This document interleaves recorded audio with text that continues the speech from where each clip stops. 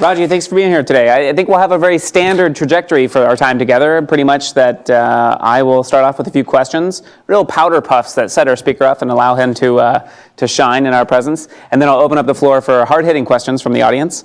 And I will probably, I guess, moderate those, choosing some of the question askers, since I know many of you by name. So thank you very much for joining us today. I really appreciate it. Good to be here. Excellent. So maybe we'll start off with Sprinklr. Who are Sprinklr's customers? You work with 1,000 brands. What kind of brands are these? If you think about large global brands that are active in social media, if you can think of 10, 7 to 8 are probably Sprinklr clients. So these are, to always be careful, because there are clients I'm not allowed to name. But these are companies like Nike and Verizon and JP Morgan. Brands we all know. Brands you all know. So what is the problem that they have that you solve for them? Well,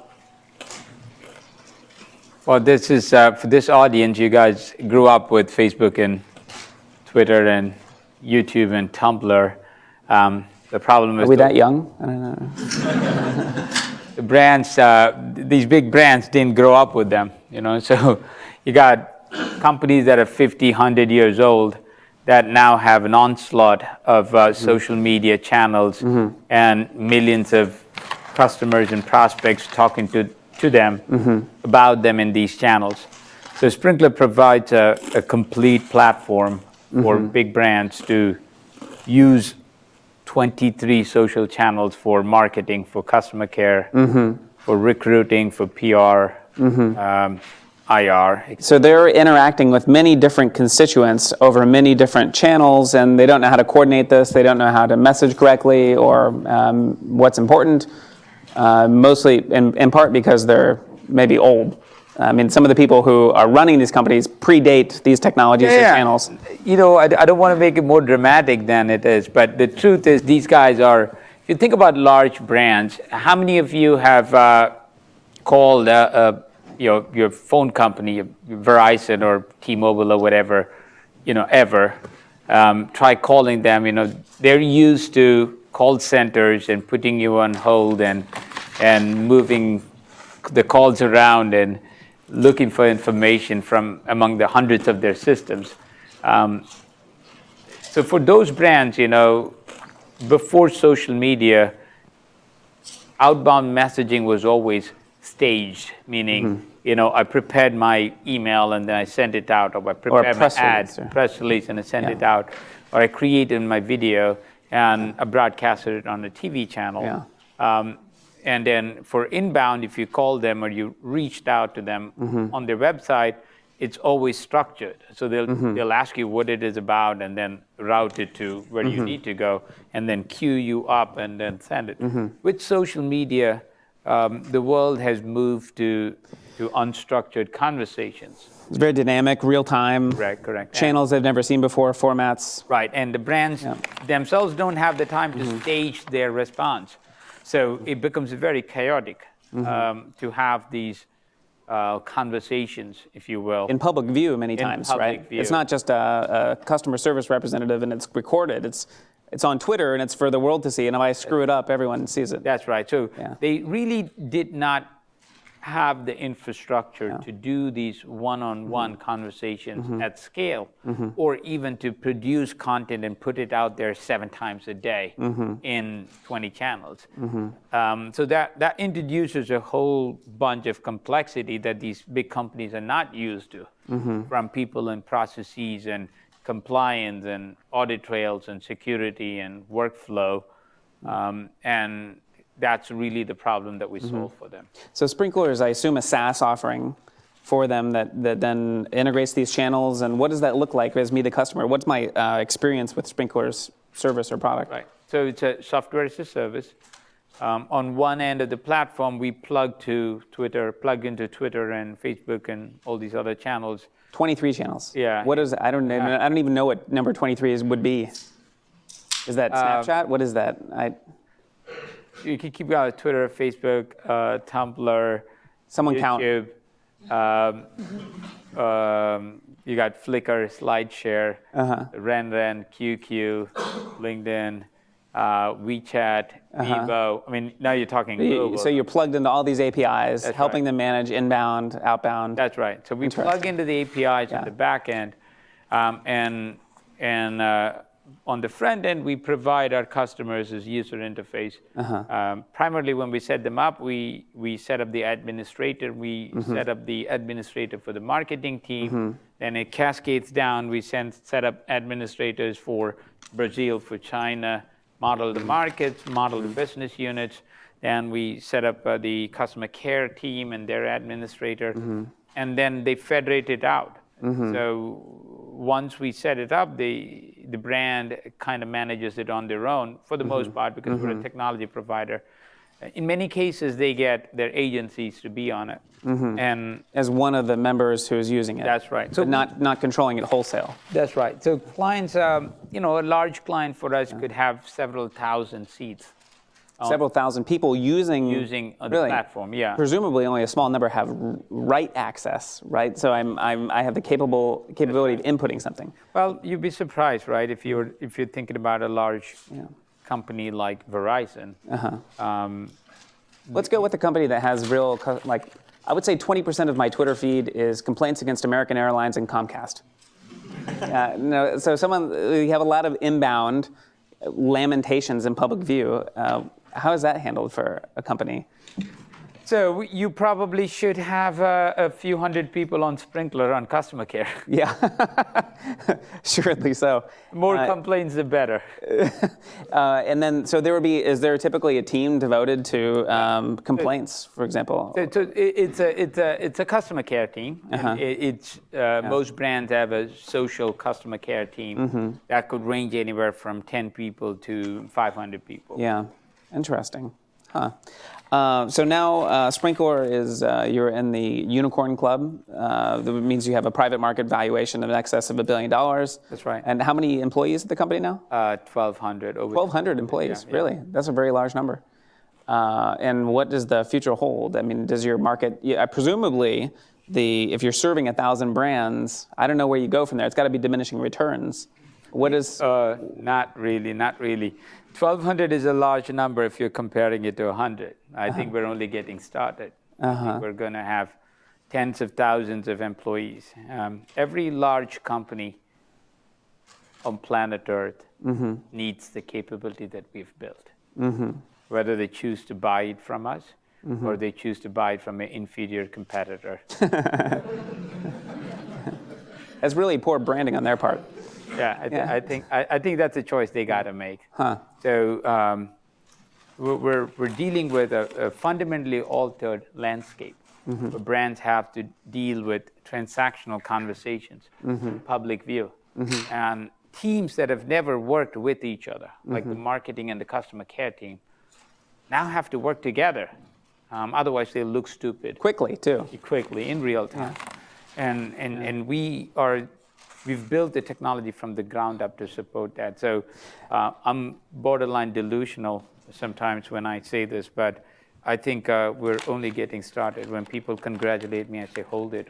We're at lap 1. There's 25 miles we got to run. We just stopped for water. Interesting. So let me ask you this. Do you provide services on top of the technology solution? Presumably, a lot of organizations are struggling to understand internally, how do I use these tools to be effective in service of the business? And you put this Mercedes-Benz style solution in front of them. Ferrari, but... Ferrari, there we go. That's a better analogy, thank you.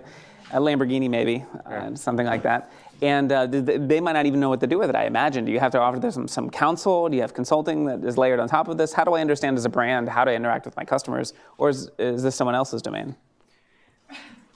We provide services to the degree that they need it from us. So almost always we provide enablement, which means that we understand their needs, we map it to the software capabilities, we train the users, we set up the administrators, we make sure that they can drive the Ferrari. We understand the use cases, teach them, how to set up reports and how to measure success. In the enterprise software market, that's a non-negotiable capability that you have to provide to succeed. So we provide those required services. Now, on top of that, there's strategy services, consulting services that we provide out of necessity because the market was immature when we got started. What we're doing now is enabling consulting companies like Accenture and Deloitte and Capgemini to offer them.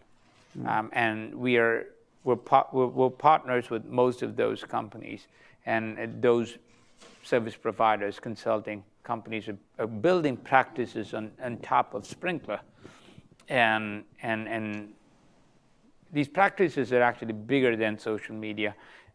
We refer to them as front office transformation practices. And so that's how we plan to scale. As a technology company, we are hesitant to provide more than our fair share of services. Interesting. When did you found the company? I already forgot from your intro. 2009. 2009. Okay, so heady times, right after the financial crisis. Yeah.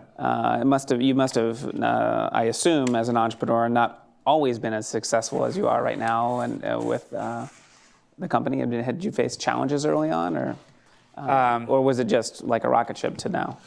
No, I'll tell you a slightly less intuitive thing. I personally think it's better to start a company when the market is terrible. One, it's easier to find talent. Now if you think starting a company in a bust market is hard, try creating one in the boom market, where everyone and their mother, happy Mother's Day to everyone, think that they can find whatever job they want. So you go after talented employees, and there's a bidding war to find them. And for what we do, talent is the number one ingredient. So if you had to choose times where capital is hard to come by or people are hard to come by, you'd choose capital hard to come by every day. Capital is hard. No, I founded Sprinklr, and I funded it. 2009, presumably capital is a little bit hard. I funded it with my own money. Really? To get started, yeah. And you born into great wealth? I wish I always think like the first guy who creates wealth is stupid. Because I wish my dad was rich and I didn't have to. My parents are total losers. So no, wasn't born into wealth. I got lucky. My second startup we sold in 2005 for a decent chunk of money, or at least what we thought was decent chunk of money back then. Nice. So you self-funded. Yeah. In the beginning. And how much funding have you raised now, and to what ends? What have you been investing in? For what purpose? Which we've raised $133 million so far. Just the natural, organic way you would think of a company like ours spending the money. Building the product. I've kind of focused on building this company in reverse. Given that I've done it, a couple of times before. As a startup, your temptation is always to appear way bigger than you are and start selling and start marketing. And that creates this pressure on the back end to deliver. That oftentimes leads to a lot of friction when you're dealing with prospects and clients. The way we build Sprinklr and are building Sprinklr is we started with a product first approach. So for the first 2 years, I did not have any salespeople. Really? Yeah, not one. And you bought from me. And in a twist of fate, in fact, we were so hard pressed for time that most of the time we wouldn't return phone calls. And there was this perception that Sprinklr is super arrogant, and it wasn't the case. We just were super focused on prioritizing. So it was if you haven't picked up Sprinklr, it's a very ambitious company. So it was a lot of product to build in early days, and we kept building until we had a pretty good product. It covered the basic use cases. It manifested version 1 of our vision. Now, through these changes in building the product, did your vision change at all? Did you start with one thought and you figured out, well, no, what the customer needs is actually over here, or Did you just get it right the first time? Directionally, yes. Directionally, so there was never a pivot. There was never second guessing. But the magnitude of the opportunity I had underestimated when I got started. Because my background is in email marketing. So I know what you were doing in 2099. Businesses were trying to use email as a platform, as a way to channel to talk to customers. That's different than spam. It's different than spam, yeah. So if you have a credit card and Capital One sends you an email saying your payment is due, that email came from the technology I had built or one of my competitors had built. So it's called opt-in email, and for services for marketing. So I had the good fortune of watching the email industry and email channel mature within the enterprise, and a lot of learnings from that. So when I started Sprinklr, my thinking was, man, I'll just reproduce what we had done for email, and that it will be a nice little company. We'll probably build it into a $100-200 million company, and we won't repeat some of the mistakes we had made with the previous company. Of course, there are always new mistakes you can make, and that's how we got started and built it for the first few years.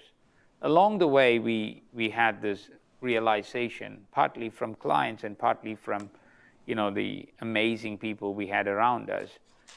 The opportunity is much bigger than Twitter or Facebook interface. It's actually a complete, total disruption in your front office if you're a business. And even the term front office is not widely understood, because most of you, when you graduate, you look for jobs and you look for a marketing job or a finance job or a HR job or a customer care operations job. And I think the notion of having these well-defined functions itself is going to be challenged, because when you graduate, you're presumably going to be connected to most of your friends here and a lot of other people. And when you don't like something, you're going to tell everyone. And brands and businesses grew up in an age where people couldn't do that much damage. So if you didn't like it, too bad, they just bought more ads over it and they could sell more widgets. And because now you're connected, consumers are connected, companies can't advertise over you. So if you are having consistently bad experiences with the product that you bought, then they can't market over it, or the friction is really high. So marketing and customer care have to work with each other.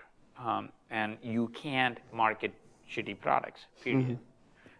You can't, if your salespeople are aggressive and they piss people off, you can't, they're going to create detractors that will screw other things up. So branding, advertising, marketing, customer care, they all have to start working together. And that's where the notion of a front office, all your touch points across all your internal departments and markets and business units come into life. And that notion is very disruptive for big brands. And that realization came in maybe year 2 or 3 after starting the company. And that's when we realized, man, this is a multi-billion-dollar opportunity. And then we took funding and changed the trajectory of the company. Change the trajectory? The trajectory of the company, which was, directionally was kind of what we were building, but we doubled down on the foundation. We started thinking beyond social media. We started hiring a different caliber of talent. And then we knew, hey, what we're building is the world's most complete social media management platform, but it's also going to be the foundation for your front office operating system. Now I understand what you're saying. So there's, today we go to market as the most complete social media management system, but if you ask me what Sprinklr is, it's a social media management system that really should be your front office operating system, should be the foundation for your front office that you can plug your legacy stuff into, like your email, like your call centers. You can plug that into Sprinklr. And many of our clients are using us that way, not all, a small fraction.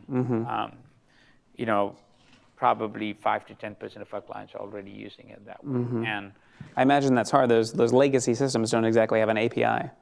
They don't. That makes it interesting. But we've architected a product to be super flexible. And when you don't have an API, you do it the old-fashioned way. You extract data and dump it somewhere and read from there. Yes. ETL, yes. Downloads, uploads. There we go. Batch processing. So let me ask you, maybe before I open up for everyone else's questions, if you sit down with a CEO of a very large brand, and they are thinking about buying Sprinklr, but they also want to see your sage counsel around social media for them, about which they're very confused. I imagine they feel like it's a constantly shifting ocean beneath them. I mean, I have a new app on my phone through which I communicate with friends and loved ones every day, and brands. I don't understand how brands keep abreast of this and stay ahead. I don't know how I would approach it if I had a consumer brand at all. I find it very confusing. What counsel do you offer them that leaves them thinking, he really knows this stuff?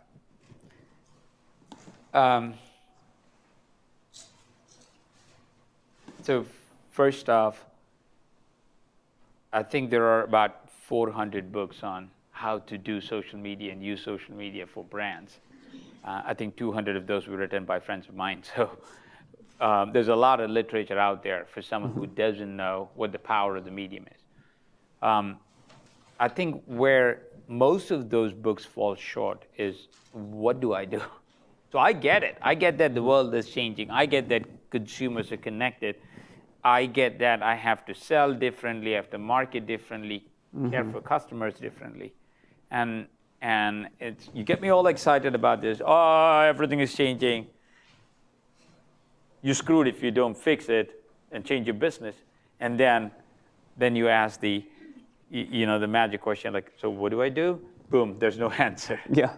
And that's where we come in, right? So what we try to do is, we try not to do the song and dance. We let the consultants and the analysts do the song and dance. And we come in with a clear answer of, okay, now that you get it, but if you don't get it, why don't you use some free tools and, less robust. We're not a good first generation product. So if you're a large brand, and Sprinklr is your first social media product, it's too advanced. Like Ferrari should not be your first. You got to drive a Pinto first or something like that. Yeah, right. So we generally, our ideal customer is someone who's used a product and then moved to an enterprise product, but they're using so many enterprise products, and then we're a good third generation solution. So what we do is, when we sit down with the C-suite, we have created what we call as a model for digital customer first transformation. So that's how we refer to the transformation. We don't say social media, because social media is what caused the disruption. We think the disruption is the fact that customers are connected. And unless you move from a brand-centric culture to a customer-centric culture, you're going to get screwed. And what we educate these big companies on is, instead of thinking of just going to digital from analog, right? All of these brands are spending money on big screen TVs and monitors and iPads in stores, and there's usually a chief digital officer, and they're buying ads on Facebook, they're building a mobile app. So they're doing a ton of things that essentially makes them go, well, I'm digital, I'm keeping up. And we explain to them, that's not working for you. That will never work. So what you need to do is take all your digital activities and let's start organizing them so that in the process, you're actually going from being a brand-centric company to a Me Too publishing stuff to a customer-centric company where you can understand the customer journey across the touch points. And what we do is this is what we call as the digital customer first transfer. We call it DCFT. It's always cooler to have an acronym. Super and cool. then it consists of 7 or 8 different models. It's a value model that helps you understand all the things you do and how it maps to making money, reducing costs, and managing risk. There is an operational model, there's an ROI model, there's a technical reference architecture, there's a maturity model. So we have these big posters in McKinsey type sort of execution architecture that we show these brands, and typically that's when the jaw drops and go, and can you guys do that for us? And we go, no, we don't want to do that for you. Why don't you work with Deloitte or Accenture? Excellent. Okay. Thank you. Now, if you would like to ask Ragy a question, please raise your hand and I will call upon you. You can ask very challenging questions, I assume. It's okay. Any topics? Everything is okay? Excellent. I don't know, I'll please. tell you so. Hi, thank you for coming and be with us. You mentioned right now that as the customers are getting more connected, hyper-connected, there's more of word-of-mouth marketing, right? And so more reliance on the product quality and less reliance on the mass marketing, which used to be the driving force earlier. As the world moves on further and the world gets more connected, do you see the role of marketing getting away totally and more people relying on the quality of the product, but no reason for marketing exists in the long run? Or do you see still some role in the long run? There's a romantic notion there that, you build a product that's incredible and everyone will start using it. And because people are connected, you'll build a large company out of it. I'm sorry to pop that bubble, but I think if you want to build a large company, you better figure out how to market your product and how to sell your product. Sometimes these are not the same thing.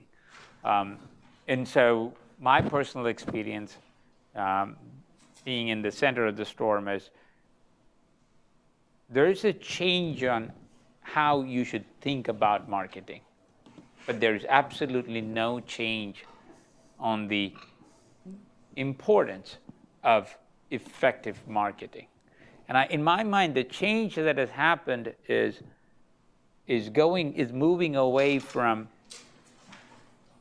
telling the world about the product and moving to facilitating conversations about your product and understanding what those conversations are about and who's for your brand and who's against your brand and who are people listening to. And an easier way to kind of understand that is, now I got a mic here in the room, right? And you guys don't. So today I can stand up and go, I'm Sprinklr, I'm the world's best product, right? And let's say 3 of you have used my product and you're whispering to the guy next, no, that's shit, that product sucks, right? And the 3 of you are going like, you tune you out, but there's 7 people go, I got to try it because I've been very, very good at communicating how good my product is. But now imagine all of you are wired as well. You have your own microphones. Now there's cacophony in this room.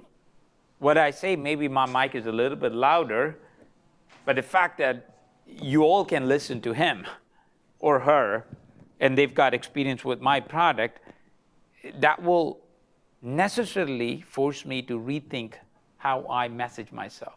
So if I'm a brand, what I need to figure out is, hey, is she happy with my product? Is he happy with my product? How loud is everyone's mic? In which corners of the room are people talking, shit about my product? And who's actually saying good things about my product because they like my product? Now, what's impossible if your product is bad, there's nothing you can do to keep selling and building a large company. But in the new world of marketing, I personally think you have to coordinate what you say with understanding who's actually saying good things about you. And then your job is to facilitate those voices being heard by a lot more people along with yours. So you can buy reach, you can buy amplification, but you got to foundationally think about not campaigns, but conversational infrastructure.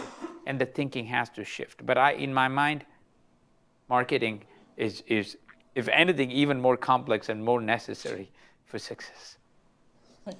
Nice. Please. I'm curious at the role of agencies. Yes. In the whole model, Yeah. right? Because it sounds like your customers are the manufacturers of companies. But to be able to harness 23 Yes. social media with one voice, in addition to the traditional media, how do you do that? And then there's the whole legal approval process. So where are you seeing success amongst your customers? Is it with those that have engaged an agency to represent their voice? Is it those that are more keeping it all in-house and in control? Yeah. I wish you didn't ask me that question, because I'm going to say things that get me in trouble. I think agencies are going through a big, massive identity crisis. And in fact, with a connected customer, all intermediaries that don't add value, measurable value, defendable value, instrumentable value, are struggling. Okay? So we got large brands building their own agencies now, in-house, which is a massive, I've never seen it happen, massive shift. But on the other hand, as the complexity increases, good agencies are doing really well and growing. So I think the role of agencies have to are morphing. The agencies that have relished being behind the curtain, with the lights off, coming up with PowerPoint that makes them look good, Excel spreadsheet that make them look good, they're going to struggle. But the ones that really know how to use all the channels and know how to use technology and work well with different teams at a client are going to do well. So I would say almost, if you look at a client base, all of them work with very, very big agencies. All of them work with many agencies. I was talking to one of my clients, and he said they use north of 2,500 agencies worldwide. So they're not going anywhere. They're consolidating, they're moving agencies, but agencies aren't going anywhere, but they're all struggling to defend their value and articulate their value in the new world. Some of them are moving faster than the others in adapting to the new world. Some are just fighting with all they can, holding on to the revenue. And I think they're the ones that are going to lose. Does that make sense? Other questions? Please. I'm Jack, the second year and a student. So Can you use your mic? Thank you. Everyone does have a mic, Ragy, see? I got to be careful now. okay, so thank you for coming to school. So I have a question regarding, in the beginning of founding this company, how did you find the first paying clients? How did you persuade them to pay for your product? So let me just break building a company into fairly simple foundational elements. You have an idea to create value. There's a problem that you're solving that someone in the world needs a solution to and is willing to pay. And you've figured out how to create more value for them than the money you're taking from them, or equivalent to what they are paying you, right? So what you do first is, let's take Sprinklr, for example. The idea was a social media management system. Brands were struggling with using Twitter and Facebook early on, so we went and built all of this that had the workflow, that had the reporting, that had the publishing, the response. So that was the idea. And what I did, literally, and in spite of my past, when I started Sprinklr, we kind of did it the very traditional startup, where I started Sprinklr in a spare bedroom of mine. And so what I did was I went and found a brand and literally asked the person, well, what problems are you having today in using social media? Because they were using a startup competitor at that time. And I said, can you give me a wish list of all the things that you wish this platform that a product that you're using did for you, but it doesn't do. And so she was like, sure, it was a lot. And so she gave me, 5 to 10 things that she wished some platform did. And I called her back 2 months later and said, hey, would you like to just take a look at my product and see whether if you had it would create value for you? She came back and said yes. And 30 days after that, we had our first client. So it's literally, if you're in a commodity marketplace, right, then you have to resort to marketing tactics and sales tactics. For most companies, if you're a startup, you have something unique. You have a problem that at least you have a unique solution to. So you find someone who's going to need and appreciate that. And one thing that we've done very well, and I think we still do better than any other company I've seen, is we recruit clients to be co-innovators with us, to be partners with us. So when you recruit them, to co-create with you, then you are unlikely to go wrong, and you're likely to have a product that's sort of very compelling for them. Does that make sense? Yes. Blowing my mind with this whole talking to customers and building what they want thing. I really didn't see that one coming. I'm kidding. It's very easy. In the entrepreneurship curriculum, this is you're preaching to the choir for me. It's easy to do in the SaaS world, and I'm surprised that most companies are not taking advantage of it. Absolutely. Nick? Thank you. Can you speak up so there's some folks who can't see you? I'm sure they can't hear you. Absolutely. When you are thinking about 10 years out, do you think that channels like Facebook and Twitter are still the primary places to go for social media, or do you think new entrants can come in, or do you think they'll be replaced? Another question that's designed to land me in trouble. So the question is, when you think 10 years out, do you still see Twitter and Facebook, or do you see new channels now? Number one, I don't think 10 years out. I actually, I'm lucky if I'm thinking 2 years out, and I'm struggling to keep up with that. It doesn't really matter to Sprinklr, because what we do is provide a business interface to multiple channels. So whether it's Facebook or Twitter or YouTube or Instagram or Snapchat or the 15 others that are going to come, what Sprinklr does is normalize the experience for an employee in using any and all of these channels. So the more channels that are out there, the better it is for Sprinklr. To answer your specific question, I personally think that companies like Facebook and LinkedIn and Twitter, there's a network effect. So once you get to 200, 300, 400 million users, MAUs, or 1.5 billion MAUs, then the network effect makes it very sticky. Having said that, you're likely to see many, many more newer channels come in and fill, like Snapchat came out of nowhere, like the whole, the Pinterest, Instagram wave. And if you look at companies like WeChat, they're all innovating, and they carved out their niches in that social networking space or in the social space. So I do see more channels coming. Are they all going to be successful? Can there be many more Facebooks? I don't know. Personally, I suspect it won't happen. But regardless, from the perspective of Sprinklr, the more the merrier, and we don't care whether it's 1 or 2 or 200. Excellent. Other questions? Please.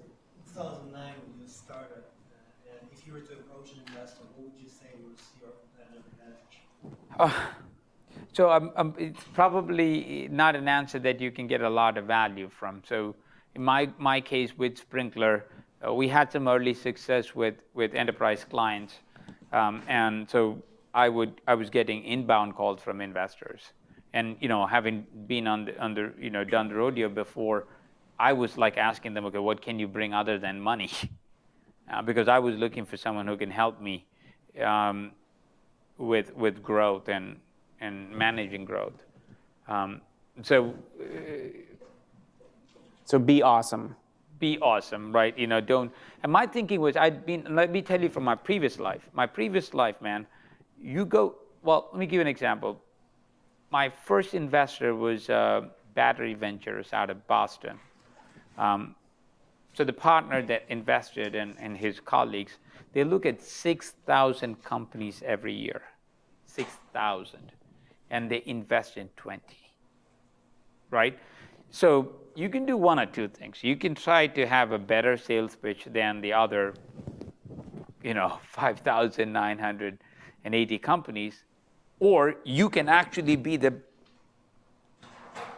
have a product that's better than and show better traction than the other 5,980 companies, right? So the approach I took with Sprinklr, having learned that journey, is you go to a VC. People don't stop looking at your phone and listen to this very carefully. Okay, this is a very important point. No one wants to give you money when you go ask for it. No one. That's a weird thing. The best way to get money from people is not need it. And then have a cool product. For some reason, they fight to get to you. And so flip it around. This looks like a crazy number, right? Flip it around. There are hundreds of venture capitalists. Most of the money they invest go nowhere. They're all looking for companies that are going to do really well. So you can choose to spend all your energy on creating the best pitch. And sometimes I read all these 10 tips to creating a great pitch. I'm going to, dude, just go freaking create a good product, right? A better product. You think VCs don't like it? Create a better product. Get more clients, right? And capital in today's market is overrated, man. I'm telling you. If you're just determined, you can even create a hardware company with very, very minimal investment. And I see a lot of people, even successful people, just unwilling to risk their own money. It pisses me off. Dude, you want someone else's money. You don't want to put your own. Right? I mean, that makes no sense to me. You should have the balls to mortgage your house or sell your car or... Intestinal fortitude.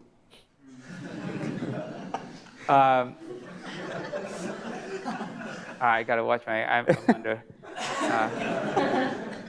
So you should have the confidence to risk yourselves.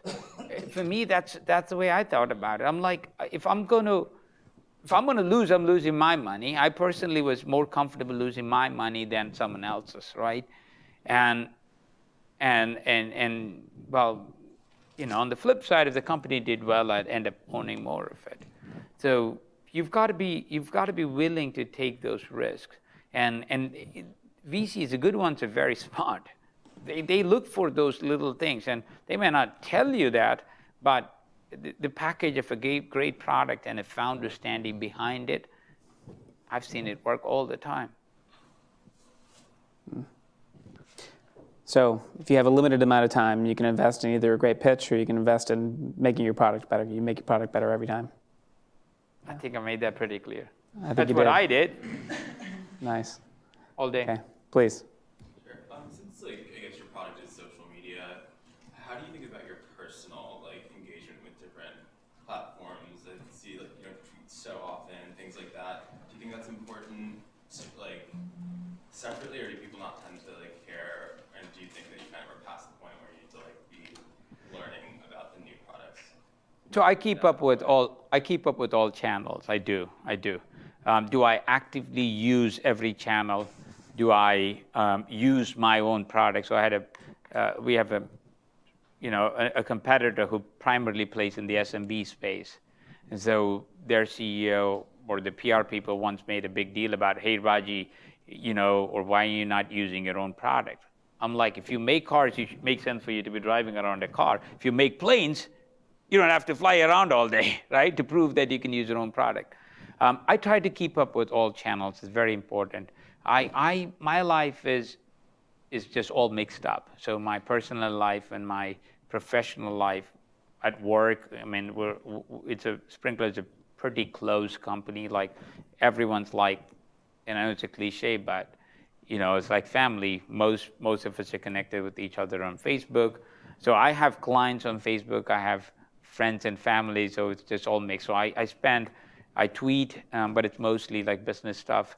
And I use Facebook and I use most channels, but not as frequently as most people. I use it for my personal needs. Jen. You've made over 8 acquisitions over the past couple of years. What have been your biggest challenges in integrating other technology or team into your existing organization? So we made 10. And and I'll tell you where we used to suck at it originally and even in my previous life. And there was a lot of learnings that allowed us to get better at it. So I'll tell you the mistakes we made, so probably easier to learn from them. The mistake that we used to make, and my previous life we've made, is when you're trying to buy a company, you want to put these rose-colored glasses and sell them the dream. And in that process, a lot of times you forget that 3 weeks from then, they're your employees. They come into your house, living with you. They're going to know everything. And they're going to ask you about this and get pissed and leave. So you have this opportunity to create a vicious cycle of a failed acquisition, which is what most companies go through. So what we've done to fix it since then, since having done it not perfectly many times in my previous life, is just be super upfront with the company we're acquiring on what the plan is. So we go and we tell them we're going to throw away technology. There's no integration. Your technology is gone. We'll give your engineers, hey, you guys are going to rebuild it on a new stack. But if you're not excited about it, you should not sell it to us. And we've taken that approach with prospective companies that we buy. We sometimes take that with clients, and we keep it like brutally real on the incoming that makes it much easier. So I have this analogy that if you're at the bar and if you want a date, you'd go up to the girl and try to show off. If you look at a girl, I'm going to marry her, you're like anxious to let her know that you started a stammer when you get all nervous, because you can get past it, and then you're finding out better and better things, right? And you grow old together and be happy. And so that's a kind of weird approach we've taken with Sprinklr, which is, hungry to point out things that we're not good at. We're hungry to acknowledge things that are broken. We're super real with where we're going and how we're building the company. And you buy into that. We take that with hiring employees. And when you do that, you come in and then you go, wait, it's not as bad as they made it to be, and then it becomes a happy place. Does that make sense? Yes, please. So as you plan to expand globally, or you've already expanded globally, are marketing requirements in different countries different, or do you have to localize your product, or do you go with a similar product and try to adapt it into those markets? The core of the product is the same. It's essentially one product. We built it. Remember, I told you Sprinklr is a very ambitious company. So we built it with global ambitions, right? I love for Sprinklr to be a truly global company, not like a New York company with offices everywhere. So when we go into a market, and we are in a whole bunch of countries now already, what we try to do is set up a team. If we're buying into a market like we bought into South America, in Japan we set up a joint venture. In London we hired, in Paris we hired. So what we do is we set up a team, a very seasoned team, all sourced locally. So these are typically entrepreneurs, so we try not to hire operators. We try to hire entrepreneurs and build it like we build a startup. So the core technology is just one global platform. It's localized. We analyze and research and connect to all the local platforms. And we kind of figure out how best to go into the enterprise market in that country, which varies country by country. So if you're looking at countries like China or Japan, for example, right? Very closed, there's some of these markets have 20 large business conglomerates. So we try to kind of get in with one of them or play into that. Whereas, markets like Europe, it's similar to here, so you do the traditional bigger enterprise B2B marketing stuff. Make sense? Other questions? Maybe I'll jump in with mine real fast. Your answer about integration of acquisitions struck me as particularly emotionally intelligent, and a couple. It resonated with some of the other things that you said, and it actually seemed very congruous with with the brand and what the company stands for, and so on and so forth. And it leads me to this: what is something that you now, as a leader of this quickly growing startup that has achieved tremendous success, what is something that you personally struggle with that you want to be better at tomorrow? I mean, something. Surely you have things that are on your agenda, ways in which you can be better. Well, I'll tell you I'm curious what those are. I can tell you exactly what I'm obsessing with Sprinklr at the moment.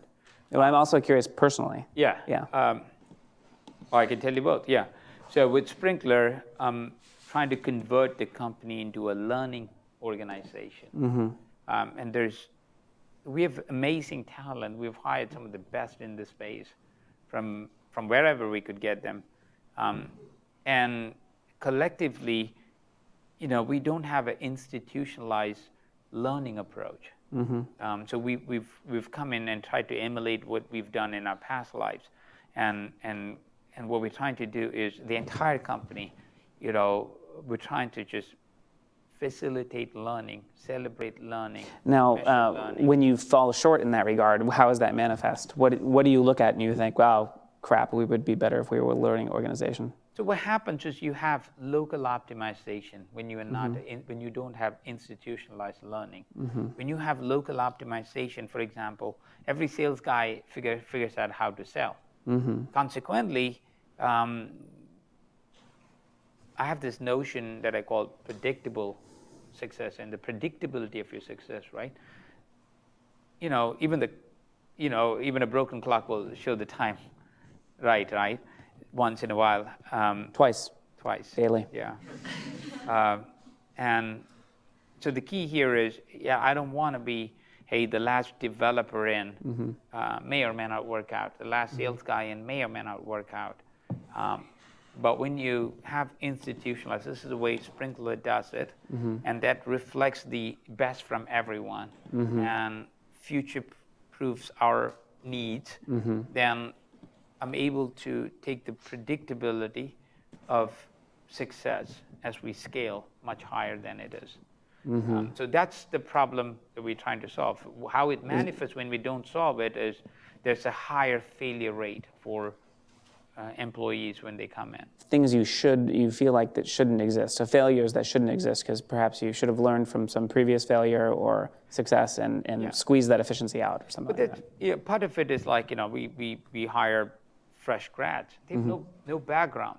And if you don't have... You should hire our MBAs. Yeah. We have a lot of open jobs, so I'm sure we'll be happy to great. connect. Yeah. But when you have an institutional way of doing it, A, and B, in our world, as you can imagine, in social media and digital, things are changing every week, every month. You go to F8, man, Facebook is launching brand new products, and now you got brands going, what do I do? How do I use it? So you cannot just say, well, I figured something out and that's how I'm going to do it. You've got to commit yourself to continuous learning.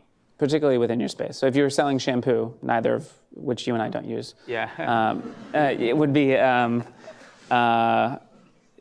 doesn't move as fast, right? But in your space, it moves fast. You need an organization that moves quickly. And then what we've learned is even in things like enterprise sales, where you can find someone who succeeded before, but then everyone's coming in trying to do their own thing.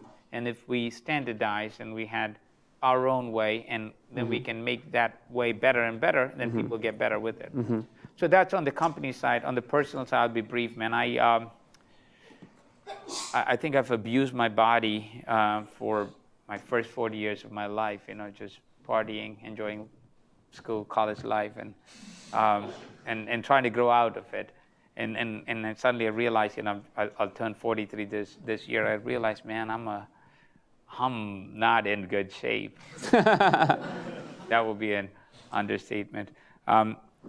So I started figuring out how to get in shape. So I have a very clinical approach to life in everything I do. So I'm doing a bunch of things. You're taking care of yourself now. Trying to. Yeah, I've heard that's important for leaders in particular. Yeah, you have to put your own oxygen mask on first. That is right. Yeah. That is right. So that's I'm on a personal mission of trying to do that. It's been 2 years. So far so good. Okay. And what about give me something more meaty than taking care of yourself? That's everyone wants to do that every year. Yeah. Surely there's something about your leadership that's changed or that you're working on. Maybe you manage a very complex and growing enterprise in a market that's shifting underneath you all the time. Are you the perfect leader, or what is? There has to be something that you're. No, I think what I've learned to do is just be comfortable in my own head. That's been a journey. And I know many people here can relate to it. I grew up all over the world. I was born in India. I lived in Africa for a bit. I came to the U.S. when I was 21. And there's a lot of blind spots when you haven't grown up in the culture that you live in. So regardless of whether you're born here or not, right? If you're a woman, if you're a man, I think unless you are a 24-year-old white male in New York with lots of money, everyone's got some fear and insecurity they're trying to outgrow, right? Even those guys have, I'm sure, right? So what happens is, you have this discomfort in your own head, and a lot of ways that people deal with it is unhealthy. And I think the biggest journey that I'm on every day, and it's not today or this year, every day is just out of the million voices that you hear, and the million noises inside your own head, how do you make sense? How do you come up with patterns that you can rely on? What other patterns do you test it against?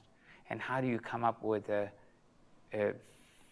very soft but strong way to do things that is repeatable every day? The decision process.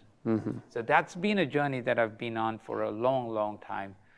Every day, every month I learn. I learn from everyone. Most people I learn what not to do from. You would learn a lot about that from me. Yeah. Amy, how are we doing on time? Wrap it up. We are wrapping up. Okay. Our time has expired. I want to thank you all for being here, and may we have a warm round of applause for our guest, Ragy. Thank you so much. Appreciate it. Okay. Now, would you stick around for a few minutes? Yeah. Excellent. So Ragy will be here for a few minutes, and I'm sure he would love to speak with you. Thank you.